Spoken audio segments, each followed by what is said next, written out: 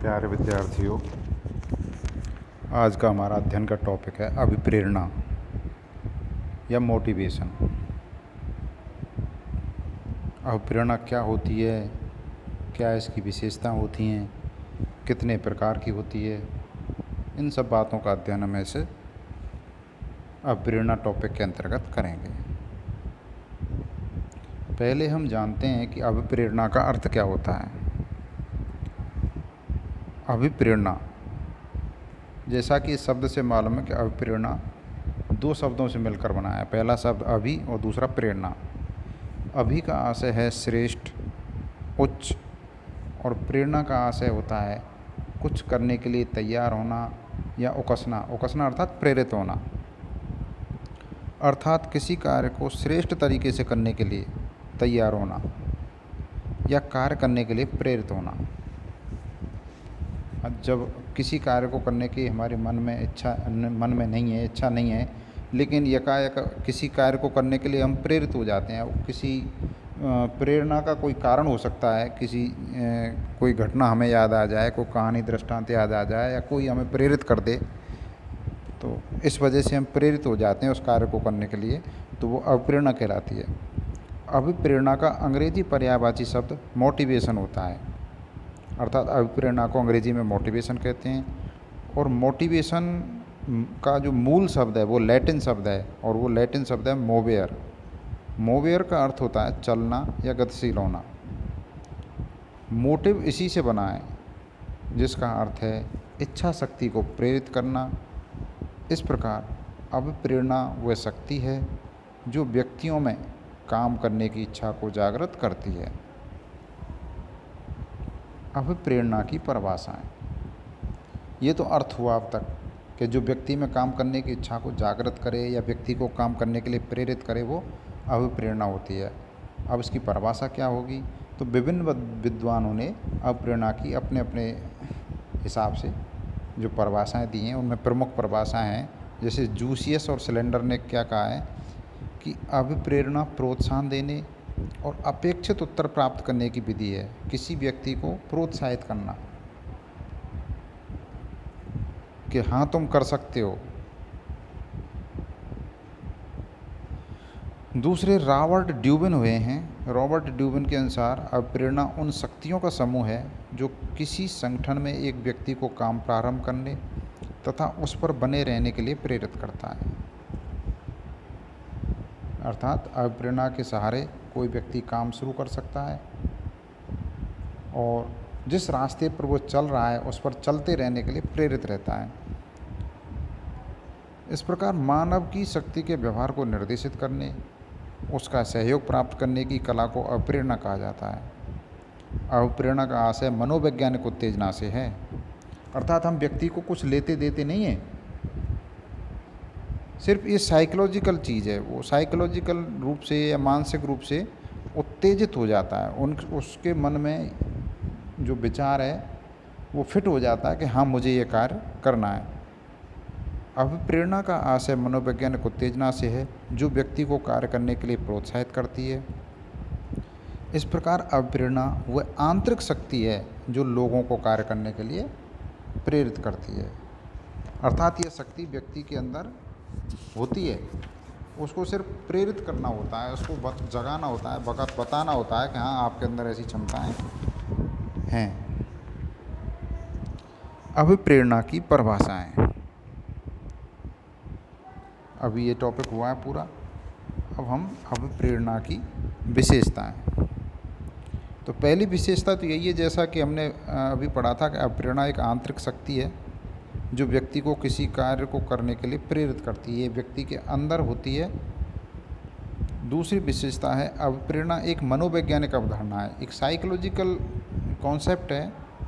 ये व्यक्ति के मन और व्यवहार से जुड़ी रहती है। अभिप्रेरणा के द्वारा संपूर्ण व्यक्ति प्रेरित होता है, ना कि उसका कोई एक भाग।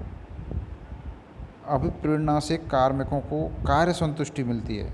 जब व्यक्ति किसी कार्य को करने के लिए प्रेरित हो जाता है तो व्यक्ति का उस कार्य में इंटरेस्ट या रुचि पैदा हो जाती है, और जब रुचि का कोई कार्य हम करते हैं तो हमें उसमें संतुष्टि मिलती है। अभिप्रेरणा व्यक्ति की संतुष्टि का परिणाम है। जब व्यक्ति की एक आवश्यकता पूरी हो जाती है तो वह दूसरी आवश्यकता की पूर्ति के लिए प्रेरित होता है। इसको हम इस तरीके से समझ सकते हैं कि जैसे किसी उद्देश्य या लक्ष्य को प्राप्त करने के लिए हम प्रेरित हुए और वह लक्ष्य हमने प्राप्त कर लिया, अर्थात हमारी वह आवश्यकता संतुष्ट हो गई, तो उसके बाद हमारी कोई दूसरी आवश्यकता जागेगी और वो हमें प्रेरित करेगी, फिर हम उसको पूरी करने के लिए लग जाएंगे। अर्थात जो अप्रेरणा है व्यक्ति की संतुष्टि का परिणाम है। एक आवश्यकता संतुष्ट होगी तो दूसरी के लिए प्रेरित होगा।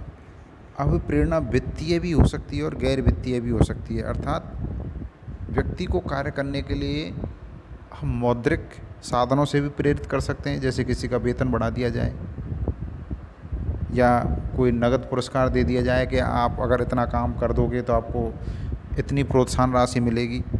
और गैर वित्तीय भी हो सकती है। गैर वित्तीय में जैसे इच्छित जगह पर ट्रांसफ़र कर देना, प्रमोशन कर देना, शाबाशी दे देना या कई लोगों के बीच में प्रशंसा कर देना, ये गैर वित्तीय प्रेरणा भी व्यक्ति को प्रेरित करती हैं।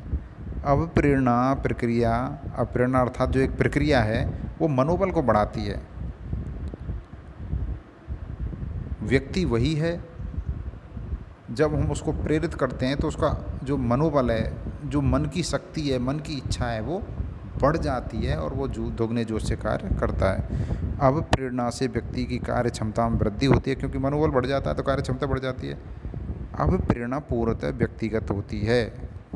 अर्थात जब हम अप्रेरित करते हैं किसी एक व्यक्ति को तो एक व्यक्ति ही अप्रेरित होगा, ये व्यक्तिगत होती है। और लक्ष्य के द्वारा प्रेरित होती है। जो लक्ष्य निर्धारित किया जाता है वो लक्ष्य भी व्यक्ति को प्रेरित करता है। अब प्रेरणा एक अनंत प्रक्रिया है जो निरंतर चलती रहती है और व्यक्ति के अंदर जारी रहती है। अर्थात ये निरंतर प्रक्रिया है, ये रुकती नहीं है। व्यक्ति का जब एक टारगेट पूरा हो जाता है तो वो दूसरा टारगेट निर्धारित करता है और उनको पूरा करता रहता है। अब प्रेरणा कार्य का आधार होती है, क्योंकि अब प्रेरणा में व्यक्ति प्रेरित हो जाता है। कार्य करने के लिए प्रेरित होने के बाद में वो कार्य को शीघ्रता से संपन्न कर सकता है। अब प्रेरणा एक जटिल अवधारणा है जो व्यक्तियों में भिन्न तरीके से कार्य करती है। अर्थात जितनी ये पढ़ने में सिंपल या सरल लग रही है उतनी सरल नहीं होती। एक जटिल अवधारणा है और हर व्यक्ति एक ही तरीके से अब प्रेरित नहीं हो सकता। सभी व्यक्ति के प्रेरित होने के तरीके अलग अलग हो सकते हैं। अभिप्रेरणा के उद्देश्य, क्यों ज़रूरी है अभिप्रेरणा या क्यों प्रेरित किया जाता है किसी को? तो पहला कारण है ये कार्मिकों में कार्य करने की इच्छा को प्रोत्साहित करती है। क्योंकि किसी व्यक्ति को प्रेरित कर देंगे तो वो कार्य करने को प्रोत्साहित हो जाएगा। अधिक कार्य करने के लिए प्रोत्साहित करती है, अर्थात जो कार्य नहीं कर रहे हैं उनको तो कार्य करने के लिए प्रोत्साहित करना और जो कर रहे हैं उनको अधिक कार्य करने के लिए प्रोत्साहित करना। तीसरा बिंदु है मनोबल बढ़ाना, अर्थात जो व्यक्ति अप्रेरित हो जाता है उसका मनोबल बढ़ जाता है। अर्थात मनोबल बढ़ाने का उद्देश्य भी अप्रेरणा के द्वारा पूरा होता है। चौथा उद्देश्य है मानव संसाधनों का अधिकाधिक विकास करके उत्पादकता को बढ़ाना, जिससे मानव संसाधनों का समुचित उपयोग हो सके। अभिप्रेरित या अप्रेरणा, ये जो है व्यक्तियों को ही अप्रेरित किया जाता है या व्यक्तियों को ही अप्रेरणा प्रदान की जाती है, मशीनों को नहीं की जाती। तो जो हमारे मानव संसाधन हैं उनके विकास में काम आती है। अभिप्रेरणा में सहकारिता की भावना प्रोत्साहित होती है। सहकारिता यानी साथ मिलकर कार्य करना, एक दूसरे को सहयोग करना। अब हम अध्ययन करते हैं अभिप्रेरणा का महत्व। अभिप्रेरणा से कार्मिक प्रोत्साहित हो जाते हैं। जैसे संगठन के लक्ष्यों को प्राप्त करने के लिए कार्मिकों को अगर प्रोत्साहित कर दिया जाए, अभिप्रेरणा प्रदान कर दी जाए तो वो प्रोत्साहित हो जाते हैं।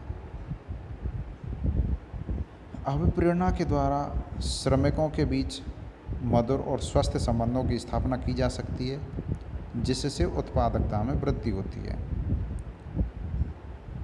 कार्मिकों में स्वैच्छिक सहयोग की भावना उत्पन्न करना, जब उनको प्रेरित कर दिया जाएगा तो वो आगे बढ़कर सहयोग करेंगे। अगला बिंदु है कार्मिकों का मनोबल ऊंचा करना।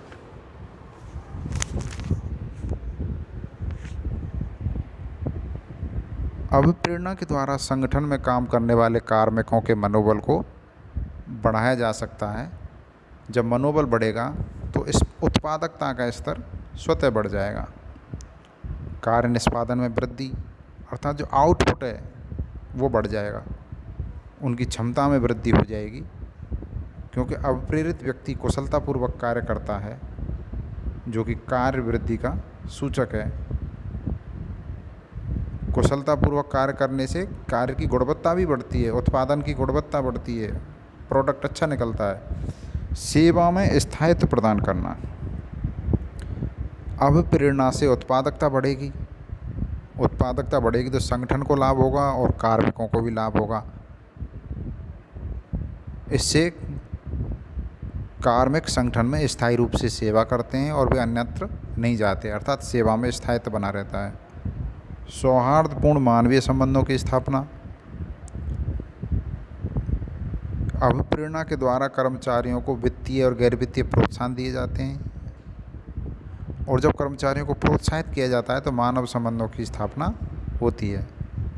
आवश्यकता पूर्ति को प्रोत्साहन। जब व्यक्ति की एक आवश्यकता की पूर्ति हो जाती है तो वह दूसरी आवश्यकता की पूर्ति के लिए प्रेरित होता है।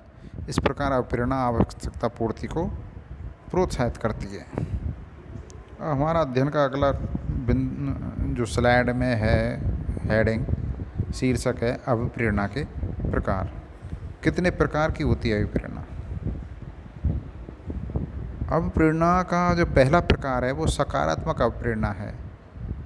सकारात्मकता का अर्थ है कि किसी कर्मचारी को सकारात्मक चीज़ों के माध्यम से प्रेरित किया जाए, जैसे उसको लाभ का प्रलोभन दे दिया जाए कि भाई आपको लाभ में हिस्सा मिलेगा तो वो अधिक कार्य करेगा, या उसको वित्तीय कोई नगद पुरस्कार दे दिया जाए। सकारात्मक अभिप्रेरणा को धनात्मक अभिप्रेरणा भी कहते हैं, और इस अभिप्रेरणा में कर्मचारी अपनी स्वेच्छा से कार्य करने के लिए प्रेरित होता है। इससे कर्मचारी को फायदा होने की आशा रहती है। सकारात्मक अभिप्रेरणा या धनात्मक अभिप्रेरणा जैसे नगद पारिश्रमिक, मजदूरी और भत्ते बढ़ाना, कार्य की प्रशंसा करना, पुरस्कार देना, शाबाशी देना, मान सम्मान देना, सुविधाएं बढ़ाना, कुशल और योग्य कार्मिकों की सूचनाएं प्रसारित करना, अर्थात उनको 4 आदमियों के बीच में उनकी प्रशंसा करना, देखो भाई इन्होंने ये क्या बहुत अच्छा कार्य करते हैं, ये बहुत कुशल हैं, समय के पाबंद हैं, इनकी प्रोडक्टिविटी ज़्यादा है। इस प्रकार से जो बातें उन कर्मचारियों के बारे में जब प्रसारित की जाती हैं तो उनका मनोबल बढ़ता है। मनोबल बढ़ेगा तो उत्पादकता बढ़ेगी, उत्पादकता बढ़ेगी तो परिणाम अच्छे आएंगे। दूसरा प्रकार है नकारात्मक अभिप्रेरणा। नकारात्मक अभिप्रेरणा यानी कि ऋणात्मक अभिप्रेरणा, ये बिल्कुल सकारात्मक अभिप्रेरणा की विपरीत होती है। इसमें कर्मचारी को भय दिखाकर, डराकर, धमकाकर, दंड देकर, नुकसान पहुंचाकर कार्य करने के लिए प्रेरित किया जाता है। इसमें कर्मचारी नुकसान होने के भय से कार्य करता है कि अगर इतना कार्य नहीं किया तो आपको नौकरी से निकाल दिया जाएगा। तो एक डर बैठ जाता है उसके मन में, और उस डर के कारण वो कार्य करता है। तो संगठन का लक्ष्य तो पूरा हो जाता है, लेकिन इस प्रकार की अभिप्रेरणा में क्वालिटी नहीं होती, गुणवत्ता नहीं होती। इसमें कर्मचारी मजबूरी में काम करता है। जैसे कर्मचारी को धमकी दे दी जाए कि उसके वेतन में से कटौती कर ली जाएगी, या निलंबन कर दिया जाएगा, पदावनति कर दी जाएगी, अर्थात निचले पद पर भेज देना, बर्खास्त करना, डांटना, फटकारना, वेतन वृद्धि रोक देना, अनुशासनात्मक कार्रवाई करना, उसके खिलाफ जांच बैठाना, या फिर आर्थिक दंड देना। नकारात्मक अभिप्रेरणा से कर्मचारियों का मनोबल नीचा होता है, कर्मचारियों में आक्रोश पैदा होता है, काम में उनकी रुचि कम होती है, और कर्मचारियों में असंतोष और विद्रोह जन्म लेता है, जिससे आंदोलन पनपते हैं। नकारात्मक अप्रेरणा से उत्पादन में कमी आती है और परिणाम अच्छे नहीं होते। इसलिए नकारात्मक अप्रेरणा का प्रयोग ना ही किया जाए तो ही ठीक है, क्योंकि शुरुआत में तो कर्मचारी दबाव में काम कर सकता है, लेकिन अगर उन पर लगातार दबाव बना रहे तो वो संगठन को छोड़ सकते हैं या संगठन में कोई आंदोलन कर सकते हैं, हड़ताल कर सकते हैं। अप्रेरणा का तीसरा प्रकार है मौद्रिक अप्रेरणा। जब किसी कार्य को करने के लिए आर्थिक लाभ दिया जाता है, ये सकारात्मक अप्रेरणा से या धनात्मक अप्रेरणा से थोड़ी मिलती है, उसका एक भाग है। इसमें मुद्रा का प्रलोभन दिया जाता है, जैसे वेतन, बोनस, प्रीमियम, लाभांश या नगद इनाम आदि दिया जा सकता है। आर्थिक लाभ से कार्मिकों में कार्य करने के लिए जोश बढ़ जाता है और मनोबल में गुणात्मक बढ़ोतरी होती है। अमौद्रिक अप्रेरणा अर्थात कर्मचारी को प्रेरित किया जाता है तो उसको नगद ना देकर अन्य तरीके से प्रेरित किया जाता है, जैसे शाबाशी देना। यह अवित्तीय होती है और इसमें मुद्रा का कोई संबंध नहीं होता, परंतु इससे कार्मिकों को मनोवैज्ञानिक और सामाजिक संतुष्टि प्राप्त होती है। कार्मिकों का मान सम्मान बढ़ता है, प्रशंसा होती है, उनको आदर सत्कार मिलता है।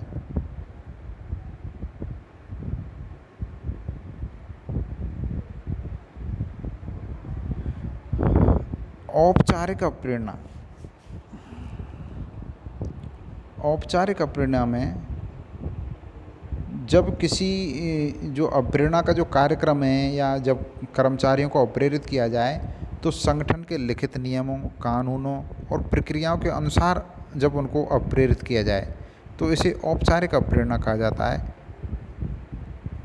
इसमें वेतन, भत्ते, पदोन्नति, पुरस्कार, बोनस, अवकाश, पदावनति, अनुशासनात्मक कार्रवाई, बर्खास्तगी आदि सम्मिलित होते हैं। अर्थात इसमें नकारात्मक और सकारात्मक दोनों चीज़ें होती हैं, लेकिन वो संगठन के नियमों पहले से ही लिखी होती हैं कि भाई अच्छा काम करोगे तो आपको ये इस तरीके से आपको पुरस्कृत किया जाएगा, और आप अगर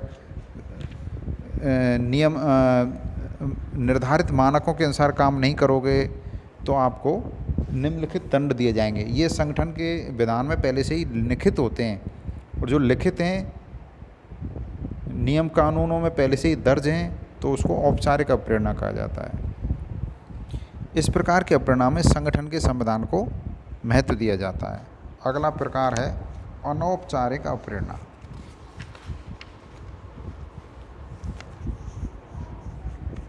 इस अप्रेरणा में कर्मचारियों को काम करने की में संगठन के नियम, कानूनों का और प्रक्रियाओं का सहारा नहीं लिया जाता, जैसे कर्मचारियों की प्रशंसा करना, पीठ थपथपाना, शाबाशी देना। कई बार अधिकारी कर्मचारियों को चाय नाश्ते पर बुला लेते हैं, या फिर ये तो सकारात्मक हो गई, अगर नकारात्मक हो तो उनकी उपेक्षा करना, आलोचना करना, अनसुनी करना, ये होती अनौपचारिक ही हैं। यानी कि संगठन के विधान में इन अप्रेरणाओं का कोई वर्णन नहीं होता, इसलिए अनौपचारिक कहलाती हैं। व्यक्तिगत अप्रेरणा, जब व्यक्ति को किसी कार्य को करने के लिए प्रेरित किया जाता है, किसी एक व्यक्ति विशेष को, तो वह व्यक्तिगत अप्रेरणा हो जाती है। सामूहिक अप्रेरणा, जब संगठन में काम करने वाले एक वर्ग या समूह को प्रेरित किया जाता है तो वह सामूहिक अप्रेरणा कहलाती है।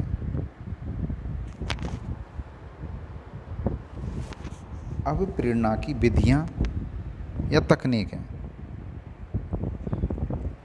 पहली तकनीक है इसकी उद्देश्यों का स्पष्टीकरण। कर्मचारियों को पहले ही बता दिया जाए कि भाई संगठन के क्या उद्देश्य हैं, तो संगठन के उद्देश्यों की पहले से ही जानकारी दे दी जाती है, तो अप्रेरणा का ये सबसे सरल और अच्छा तरीका माना जाता है।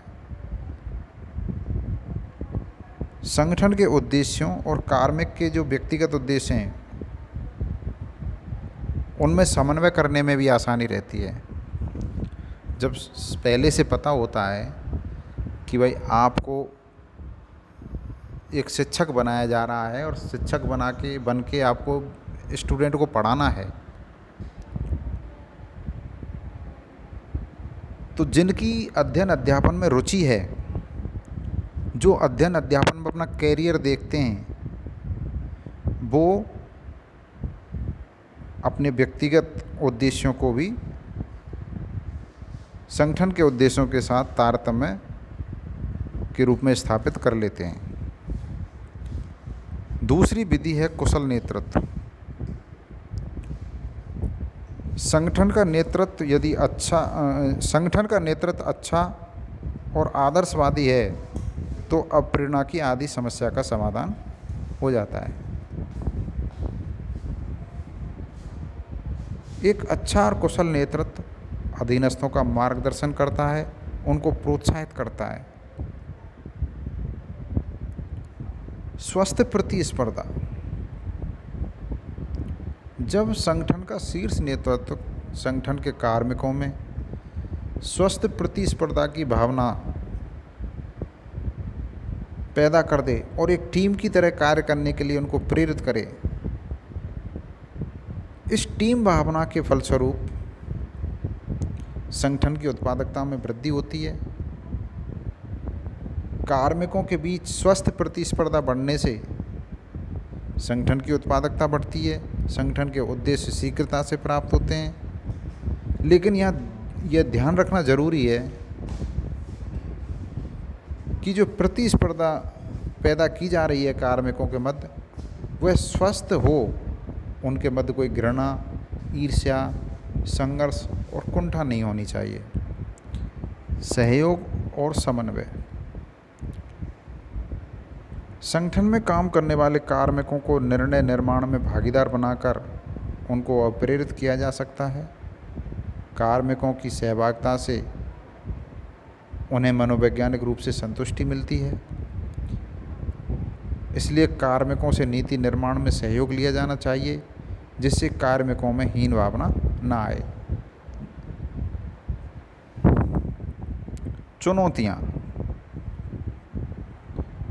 चुनौतियाँ एवं बाधाएं कार्मिकों को, मनुष्य को कर्मठ और संघर्षशील बनाती हैं। संगठन में कार्य करने वाले युवा और प्रतिभावान कार्मिक कठिन लक्ष्य प्राप्त करने के लिए प्रेरित होते हैं। उनमें चुनौतियों का सामना करने का साहस होता है। अतः चुनौतियाँ भी कार्मिकों को या व्यक्तियों को अभिप्रेरित करती हैं। प्रेरणाएं मौद्रिक या अमौद्रिक प्रेरणाएं प्रदान करके भी कार्मिकों को अप्रेरित किया जा सकता है। अब हम पढ़ते हैं अभिप्रेरणा के सिद्धांत या विचारधाराएं। मुख्यतः अभिप्रेरणा के सिद्धांत या विचारधाराओं को दो भागों में बांटा जा सकता है: परंपरागत विचारधाराएं और आधुनिक विचारधाराएं। परंपरागत विचारधाराओं में भय और दंड की विचारधारा, पुरस्कार विचारधारा और गाजर और छड़ी विचारधारा। जबकि आधुनिक विचारधाराओं में अब्राहम मैस्लो का आवश्यकता सोपान सिद्धांत, डगलस मैकग्रेगर का एक्स और वाई सिद्धांत, फ्रेडरिक हर्ज़बर्ग का द्वैघटक सिद्धांत, आउची का जेड सिद्धांत, लिकर्ट का प्रबंध पद्धति सिद्धांत और अभिप्रेरणा का प्रत्याशा सिद्धांत।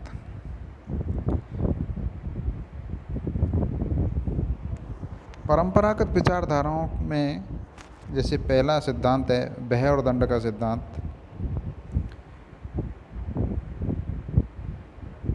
ये विचारधारा मानती है कि कार्मिकों को डरा धमका कर ही कार्य कराया जा सकता है।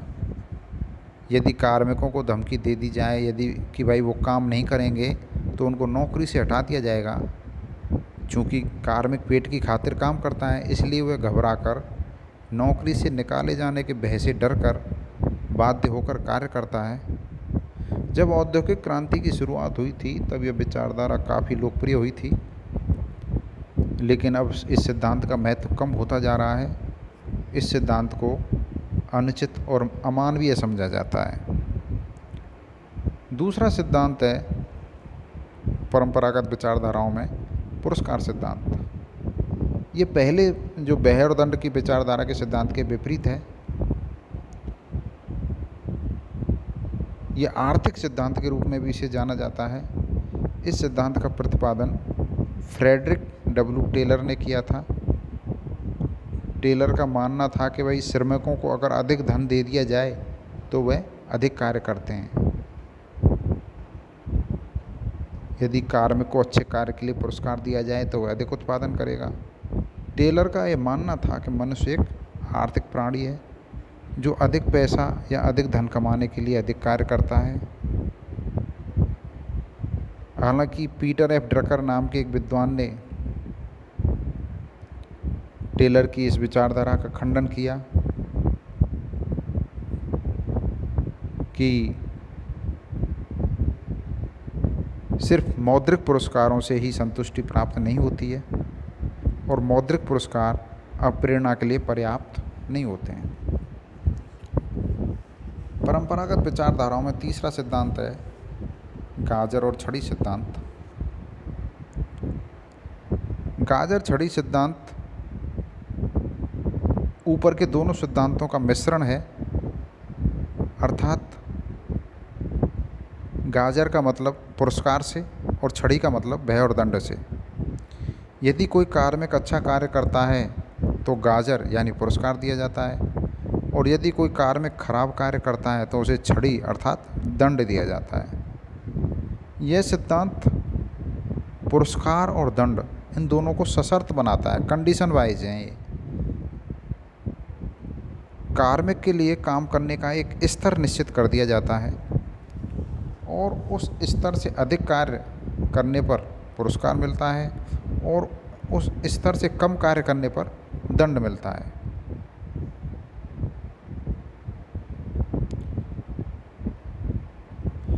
ये हमारे परंपरागत विचारधाराएं हुई।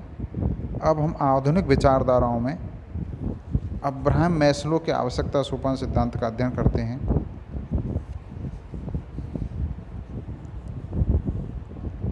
मैस्लो ने 1943 में एक निबंध लिखा था, ए थ्योरी ऑफ ह्यूमन मोटिवेशन। उस निबंध में आवश्यकता सोपान सिद्धांत की रूपरेखा प्रस्तुत की थी। मैस्लो ने बताया कि आवश्यकता अब प्रेरणा का आधार होती है।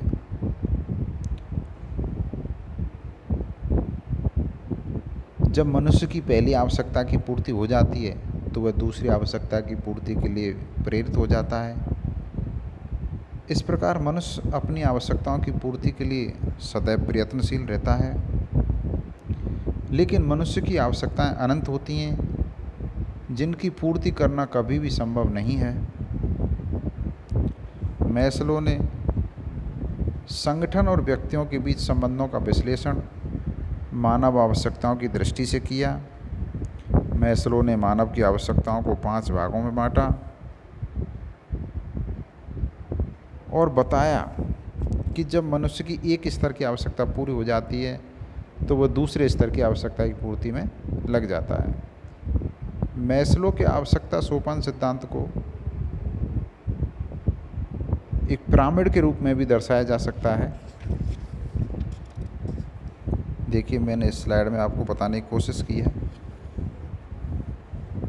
मैस्लो का आवश्यकता सोपान सिद्धांत नीचे से इसका आधार चौड़ा और ऊपर से धीरे धीरे संकरा होता जाता है। आवश्यकता सोपान सिद्धांत के जो 5 भाग होते हैं उनमें पहला भाग होता है शारीरिक आवश्यकताएं।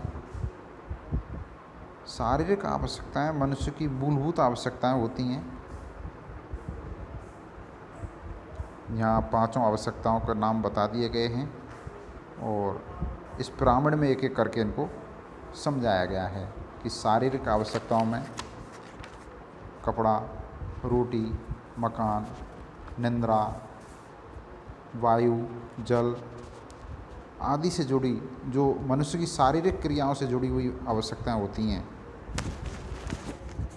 वो सम्मिलित की जाती हैं। जीवन यापन के लिए मनुष्य को उनकी पूर्ति आवश्यक होती है। मनुष्य की दूसरी आवश्यकताएं होती हैं सुरक्षा संबंधी आवश्यकताएं, अर्थात जब उसकी शरीर की जो आवश्यकताएं, रोटी कपड़ा मकान की, वो पूरी हो जाती हैं, तब वह अपनी सुरक्षा के बारे में सोचता है। अपने काम की सुरक्षा, प्राकृतिक आपदाओं से सुरक्षा, खतरों से सुरक्षा, आपराधिक गतिविधियों से सुरक्षा। शारीरिक आवश्यकताओं की पूर्ति के बाद मनुष्य की सुरक्षा संबंधी आवश्यकताएं आती हैं। तीसरी आवश्यकता होती है सामाजिक आवश्यकताएं, अर्थात उसकी शारीरिक आवश्यकताएं पूरी हो गई, उसकी सुरक्षा संबंधी आवश्यकताएं पूरी हो गई, फिर तीसरे स्तर की जो आवश्यकताएं उसकी जागती हैं, वो होती हैं सामाजिक आवश्यकताएं। मनुष्य चाहता है कि समाज में लोग उसको जानें, पहचानें, उसको सम्मान दें, वह सामाजिक क्रियाकलापों में भाग ले, वह सामाजिक समूहों का सदस्यता ग्रहण करे। तो मित्रता, अपनत्व, प्रेम, स्नेह, आपसी सहमति आदि प्रकार की आवश्यकताएं उसकी सामाजिक आवश्यकताओं में आती हैं। चौथी आवश्यकता है सम्मान संबंधी आवश्यकताएं। जब उसकी प्रथम 3 प्रकार की आवश्यकताओं की पूर्ति हो जाती है, तब चौथी प्रकार की आवश्यकताएं, ये आवश्यकताएं उसकी एस्टीम नीड कहलाती हैं।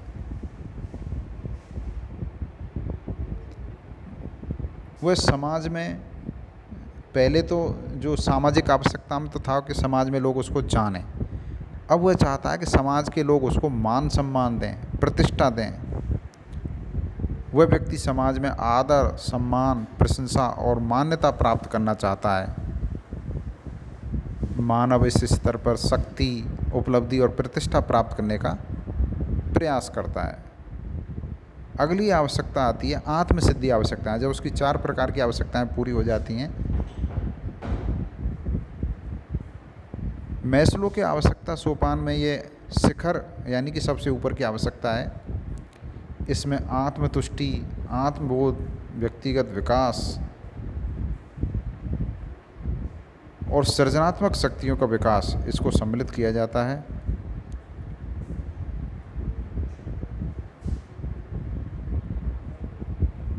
इस प्रकार मैस्लो के आवश्यकता सिद्धांत के अनुसार हमने पढ़ा कि व्यक्ति एक समय में एक आवश्यकता को प्राप्त करना अपना लक्ष्य बनाता है।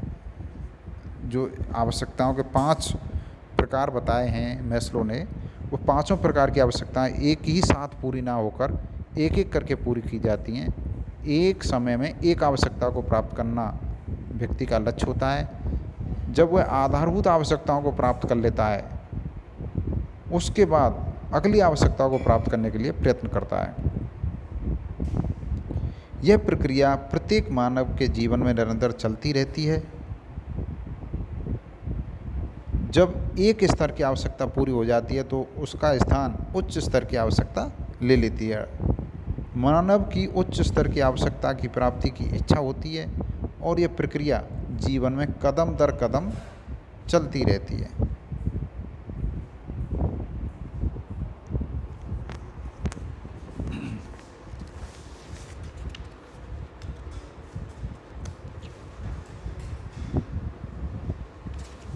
अगला सिद्धांत है आधुनिक विचारधारा के अंतर्गत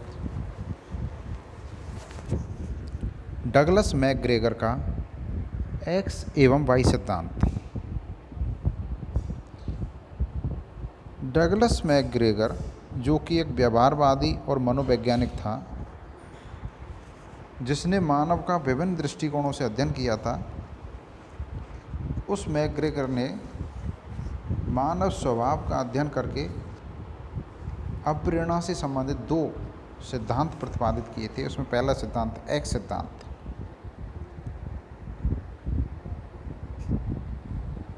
मैकग्रेगर का एक्स सिद्धांत एक परंपरागत सिद्धांत है और ये सिद्धांत नकारात्मक दृष्टिकोणों से युक्त है।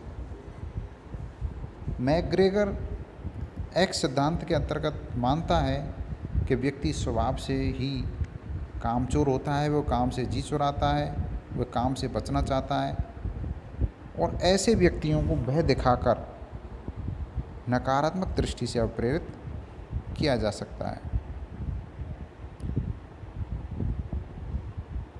एक्स सिद्धांत की यह धारणा है कि व्यक्ति काम करना पसंद नहीं करते, वो काम से बचना चाहते हैं, काम के प्रति अरुचि होते हैं, अरुचि रखते हैं, वो काम को टालते रहते हैं, उत्तरदायित्व से बचने का प्रयास करते हैं। ऐसे कार्मिकों की कोई महत्वाकांक्षा नहीं होती और संगठन के उद्देश्य और आवश्यकताओं के प्रति वो उदासीन व्यवहार रखते हैं। व्यक्ति विकास और परिवर्तनों के विरोधी होते हैं और ऐसे व्यक्ति आत्म केंद्रित होते हैं। ये वित्तीय लाभ और प्रलोभन से काम करने को महत्व देते हैं। मैकग्रेगर का विश्वास है कि इस सिद्धांत के अनुसार कार्मिक को काम करने के लिए बाध्य किया जाता है। कार्मिक सुस्त, कामचोर, आकांक्षाहीन, परिवर्तन और विकास के विरोधी और अरचनात्मक होते हैं। इसलिए प्रबंधकों को ऐसे कार्मिकों से काम कराने के लिए दो तरीके अपनाने पड़ते हैं। पहला है कठोर तरीका, जिसमें कार्मिक को डराया धमकाया जाता है। दूसरा उदार तरीका, जिसमें कार्मिक से कार्य कराने के लिए उनको आर्थिक प्रलोभन दिया जाता है। इस प्रकार ये एक्स सिद्धांत गाजर और छड़ी सिद्धांत के आधार पर कार्मिक को प्रेरित करता है। मैकग्रेगर का एक्स सिद्धांत कार्मिकों को आर्थिक पशु के रूप में समझता है, जो धन के लालच में काम करते हैं या धमकी के डर से काम करते हैं।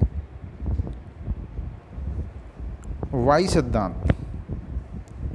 मैकग्रेगर ने एक्स सिद्धांत के दोषों और कमियों को दूर करने के लिए वाई सिद्धांत का प्रतिपादन किया। वाई सिद्धांत अवप्रेरणा की आधुनिक विचारधारा का सिद्धांत है और यह सिद्धांत मानता है कि व्यक्ति कामचोर, आलसी या निष्क्रिय नहीं होता, बल्कि अगर उसको सकारात्मक दृष्टि से अप्रेरित किया जाए तो वह श्रेष्ठतर उत्पादन कर सकता है। कार्मिक की उत्पादकता को बढ़ाने के लिए उसकी रचनात्मकता को बढ़ाया जाना चाहिए। मैकग्रेगर का मानना है कि एक प्रभावशाली संगठन वह है जिसमें निर्देशन और नियंत्रण के स्थान पर सत्यनिष्ठा एवं सहयोग हो। अर्थात कार्मिकों को निर्देशित करने की और नियंत्रित करने की जरूरत नहीं है, बल्कि कार्मिकों में स्वतः ही आंतरिक रूप से सत्यनिष्ठा होनी चाहिए, उनकी भावना सहयोग करने की होनी चाहिए। मैकग्रेगर ने वाई सिद्धांत की 4 मान्यताएं बतलाई हैं। पहली मान्यता है कार्मिक काम को खेल और विश्राम की तरह स्वाभाविक रूप से स्वीकार करता है। जैसे खेलना या विश्राम करना एक स्वाभाविक गतिविधि है, उसी प्रकार कार्य को भी कार्मिक स्वाभाविक रूप से स्वीकार करता है। कार्मिक स्वतः आत्मनिर्देशित और आत्मनियंत्रण के द्वारा लक्ष्यों को प्राप्त करने का प्रयास करता है, अर्थात उसको बाहरी निर्देशन और बाह्य नियंत्रण की आवश्यकता नहीं होती।